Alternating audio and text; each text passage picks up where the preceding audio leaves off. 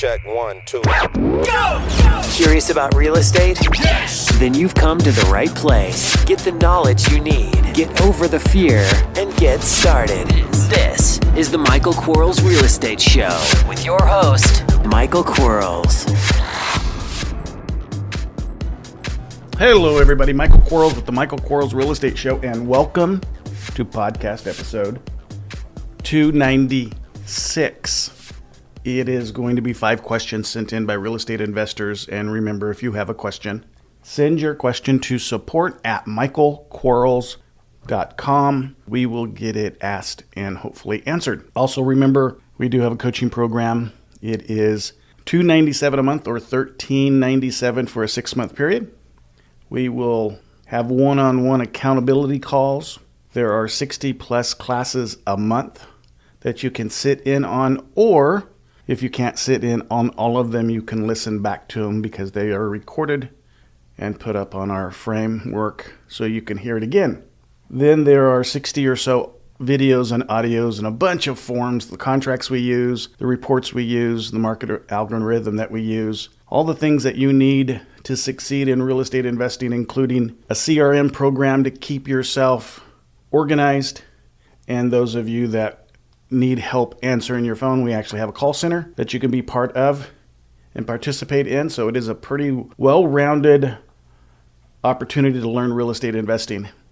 So if you're thinking about it, jump on in.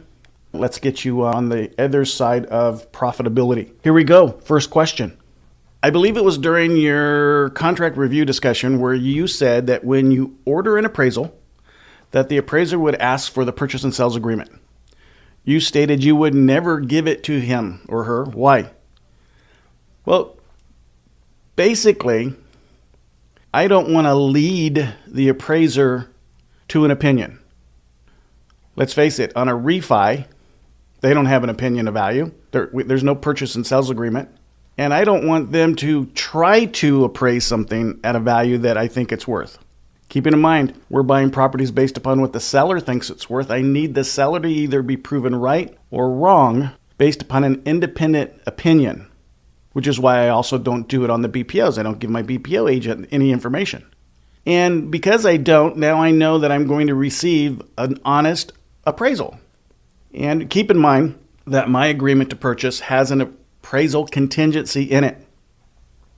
The seller, during the inbound phone call, when we asked him, what do you think an appraiser would appraise the property for? If we sent out an appraiser to appraise the property in today's market, what do you think they would value it at? And they told us a number. And we agreed to purchase the property at a percentage of that number, typically around 65%. So if they thought the house was worth $200,000, I'm going to buy it for $130,000. The purchase and sales agreement is going to say $130,000 on it as a purchase price. And it's also going to say it must appraise for $200,000. Now, naturally, if I had given that agreement to the appraiser, they would only justify $130,000, right? I don't want that to happen either. I need to know the true value of the property. And I don't want to lead the appraiser. But it's a great question. Totally understandable. Don't give your purchase and sales agreement to the appraiser. Question number 2. I had a question in regards to wholetailing. Simply put, why would a real estate investor purchase a wholetail deal? If the fair market value of the property is worth $200,000, and you purchase it for $140,000 using seller financing, how can you resell it to an investor?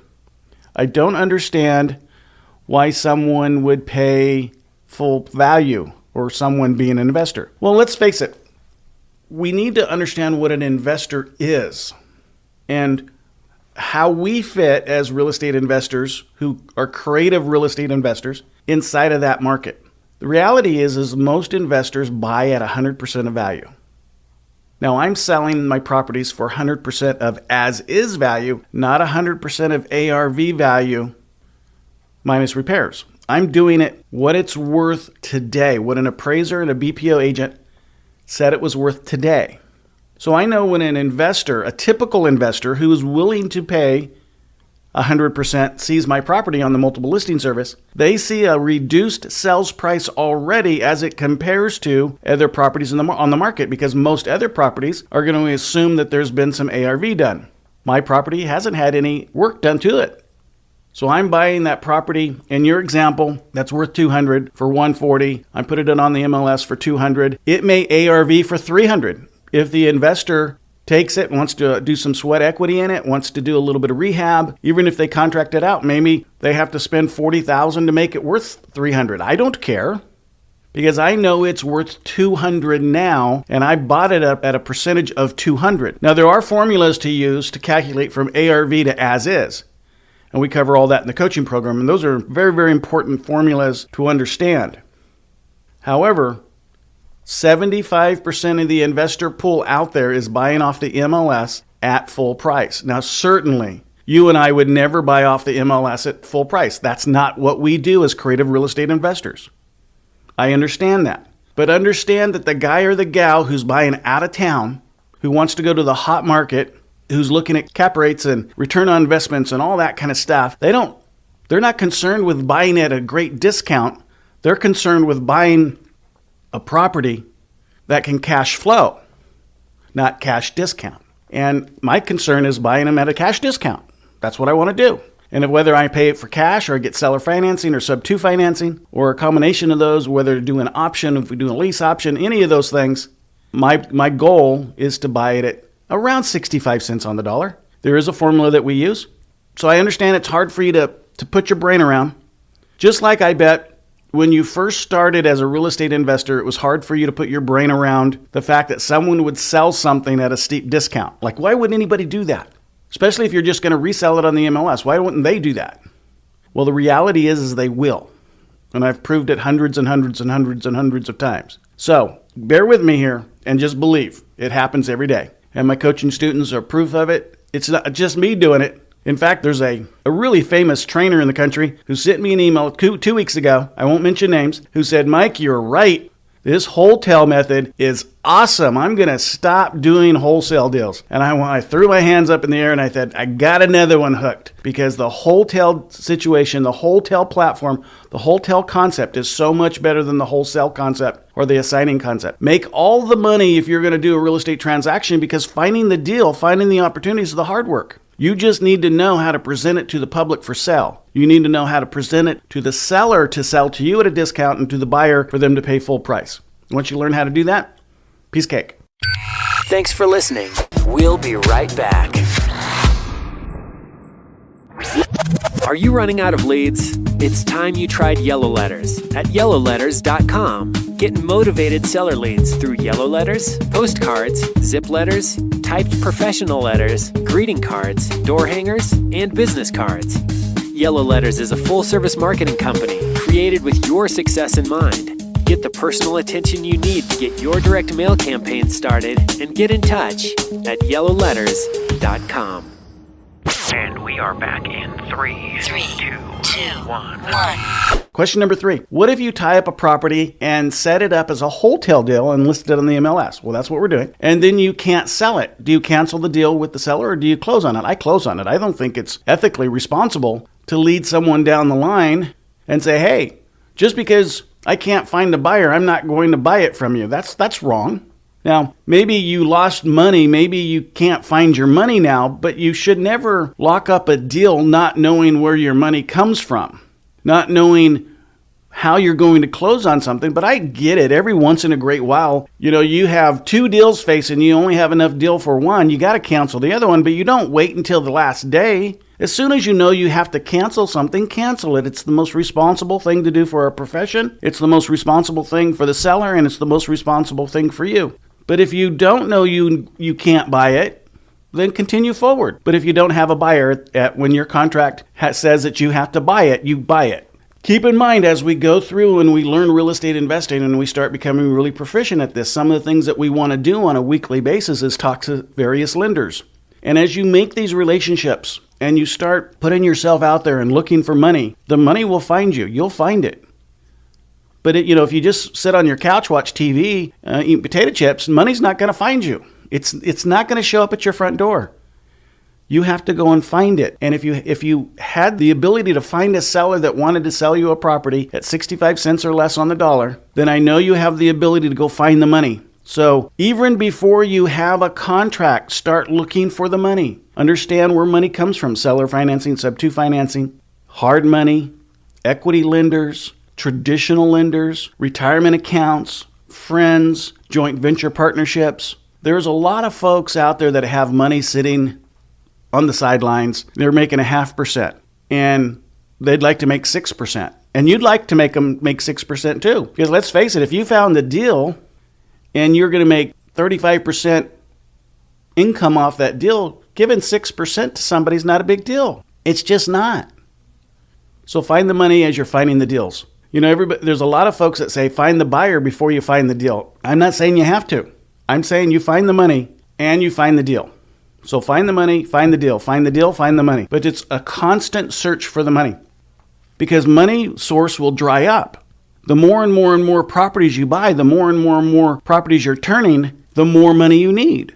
I mean, if you only do one, wait for it to sell, do another one, certainly you only need a little bit of money. But if you want to do one, then do two, then do four, then do 8, then do 16, then do 32. There was a day that I had 80 houses in escrow. Well, that takes a couple dollars. So you've got to be always finding the money. Great question. Question number 4. Why do you order a BPO, and exactly what is it? A BPO is the first step. So we get a house under contract. Great question, by the way. Get a house under contract.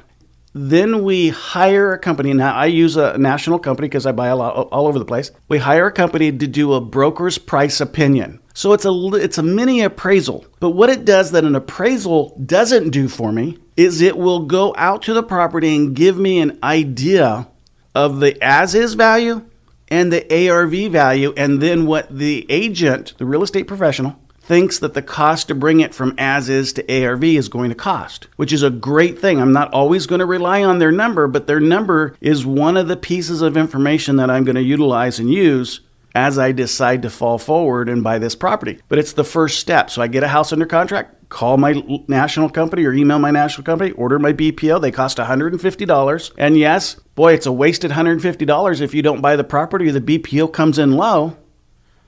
But it's really not, because I want to confirm value. And I know as a broker who's bought in hundreds and hundreds and hundreds of houses, and as a general building contractor who's built houses, I know how to value property. As good or better than most real estate professionals, and as good or better than most appraisers. I know how to do that. But I know that when I do it, I'm having to do it. And then I'm putting my personal opinion on the line. I don't want to do that. I don't want to look at something and try to make it happen. Because I know we do that. I know individually we do that. Even if we try not to do it, we always look at the positive, never the negative, unless we're just a negative person. So I'm always going to look at the positive. I don't want to use my opinion as a piece of the decision-making process. I want to have someone tell me. So I'm going to get a BPO. It's a mini appraisal. They're going to tell me what the as-is value is as it compares to, houses that have just sold, houses that are on the market, and the close proximity and the house style and the square footage and all those upgrades and non-upgrades and all that kind of stuff. They're going to do that for solds and actives. They're going to take some interior and exterior pictures. Those interior and exterior pictures are valuable because it shows me procrastination on the seller's behalf. It shows me why they need to sell it to me over selling it to somebody else. Those very, very valuable, and I can learn a lot from a picture. I can learn a lot from the interior, because the interior is going to show the clutter and the procrastination, the deferred maintenance. I'm going to see some deferred maintenance from the outside. I'm going to see some neighborhood conditions from the pictures on the outside, which is extremely important. I'm going to see curb appeal in those pictures, and I need to see all those things. I mean, let's face it, we can get a good deal on a house in the middle of nowhere that no one wants to live there.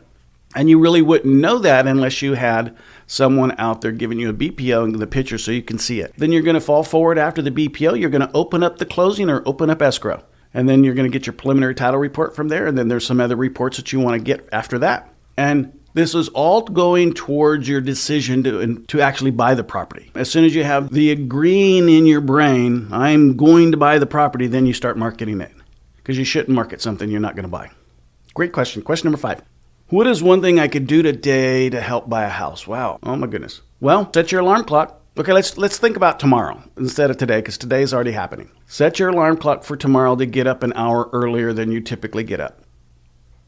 So tomorrow morning, if you get up at 5, then I want you to get up at 4. Mike, that's 4. I can't get up at 4. Yes, you can. If you want to be successful in real estate investing, you have to prioritize yourself. Prioritize. Go to bed a little bit earlier if you have to. Don't drink so many beers the night before. Don't go to bed on a full stomach. Whatever it takes for you to get up an hour early, get up an hour early, and I want you to write down your goals for the day. I want you to just write them down, okay? So we have them in, what are you going to do for your body, your health? What are you going to do for your family, your home? What are you going to do socially and culturally? What are you going to do ethically and spiritually? What are you going to do from a learning perspective? And what are you going to do from creating wealth perspective? Goals in 6 areas of your life. So what can you do tomorrow from a, I want to create wealth goal perspective? Well, if you do not have business cards, order business cards. They're like nothing, they're the least expensive thing and the best marketing tool you'll have. So call Yellow Letters. It's the red and yellow one. It says, I buy houses. Don't get fancy. Don't think you have to do anything special. It says, I buy houses. It's red and yellow. Put a phone number on it and order those things and get a box of 500 at least. Now, if you already have those, then I want you to take 10 out of the box that you have, and I want you to write 1 through 10 on them, on the back side of them. Little corner, not in big print. Little corner of the card, write 1, 2, 3, 4, 5, on each one of them, not 1 through 10 on each one of them. Tomorrow, I want you to go up to 10 strangers that you don't know, or 10 people that you do know, as long as you didn't give them a business card the day before. And I want you to hand out those business cards and introduce yourself. Say, hello, my name is Michael Quarles with I Buy Houses. We buy houses from folks going through foreclosure, folks going through probate issues, even divorcing couples, folks that are just tired landlords. Maybe they've had a job transfer and they have to sell this house to move out of town. People that are just tired of the house they have and they want to upgrade or downgrade. We've bought a lot of pretty houses and we buy some ugly houses. Man, we buy ugly houses. It's crazy. The nice thing about our program is we pay cash for property and we close on the day of the seller's choice and hand them their money on that date. We don't finance the property so the seller can have the peace of mind that knowing that they have it sold, not only sold to somebody that doesn't have to be qualified for a loan or qualify the house for a loan. Do you happen to know anybody that's looking to sell a house? You don't? Well, terrific. Are you currently owning your property or do you rent where you live? Oh, you rent where you live. Have you thought about buying a house? You haven't thought about buying a house. Well, here's my business card. If you happen to know anybody that's ever looking to sell or buy a piece of property, let them know about me. And if you have a business card, love to have that. Tell me about yourself, what you do, kind of thing, and put them in your center of influence. I want you to do that 10 times tomorrow. Now, I did that without looking at anything. I just did it, okay? And I know if I can do it, you can do it too, okay? I'm dumber than dirt. I'm just a rock in the road, all right? So if I can do it, you can do it. So just create an elevator speech. Say it to 10 people tomorrow, whether you know them or you don't know them. Now, if you can't say it to your boyfriend, your girlfriend, your wife, your husband, your mom, or your dad. It doesn't make any sense. But say it to strangers that have a benefit or can benefit you by referring you to someone they know. The other thing tomorrow I want you to do is I want you to stop going where you've always gone, because you're not going to find success there. You have to put yourself in a different place to find success. So stop going where you've always gone. I know you know what I mean by that. All those little habits, those little things that you do. I want you to change. Start changing yourself, the way you think. You got it tomorrow at 4 o'clock. You set those goals. The business goal is those 10 business cards or ordering business cards. Then you got to do something on your body. You got to do something for your kids and your wife and kids and your husband, kids and your boyfriend, kids and your girlfriend, whatever it is. You got to do stuff for your spiritual and ethical person. You got to do something. You got to learn something tomorrow. You got to do all kinds of things tomorrow. So I want you to do that. I want you to stop going where you've gone and start doing things you haven't been able to do or haven't thought about doing yet. And get into a routine. I know if you do it for 21 days, you have a routine. The moment that you start a routine and you get used to it, you'll always do it that way. And then expand on it. And I can prove to you that this works because Thursday night, I got rid of my Bentley. I love my Bentley. My Bentley would go 0 to 60 in 4.1 seconds. It was a beautiful car, cost me way too much money. I got rid of my Bentley because I bought my Rolls Royce. Now, my Rolls Royce won't go to 0 to 60 in 4.1 seconds. It takes 4.3 seconds. And I know if I can do it, if I can set goals for myself in life and achieve those goals, I know you can too. You just want to have to do it bad enough. Because let's face it, guys and gals, until the pain of change is outweighed by the pain of not changing, we won't change. So until it hurts you more to stay where you're at than the pain of change, you'll stay where you're at. Until you want it bad enough, you're going to sleep in. You're going to sit on the couch and eat potato chips. You're not going to write down goals. You're not going to do the things that you have to do to be the person you want to be for yourself and your family and those that need. Here's the big one. Do things for those people that cannot do things for themselves. Be the guy or the gal that gets to wake up tomorrow and you get to write down on your social and your cultural goal, today I'm going to do something for someone who can't do something for themselves. That's a pretty good daily goal. Be that guy, that gal. So it's all about you. It is absolutely all about you. I can harp on it, I can preach it, I can tell you to do it, but you have to get out of bed. It's just an hour early. So what? You have a limited amount of hours on earth. Let's take advantage of them. Don't sleep in. You've been sleeping in too much. You've been doing the same thing too much. Do something different, because what you're doing is not working. If you're listening to this podcast, what you're doing is not working. What I mean by that is you have to change what you're doing for success. You got to open the success door. You got to invite it in. You got to pull it in. You've got to grab hold of it and hug it. You've got to make it happen. Very few people win the lottery. A lot of people have more money than those that won the lottery. Be the person that didn't wait for the lottery. Be that guy or gal. Drive your Rolls Royce, whatever it means to you. But be it. Do it. Take advantage of it. Till tomorrow, you guys have fun. Bye-bye. Thanks for listening to the Michael Quarles Real Estate Show. Get more info and stay in touch at michaelquarles.com.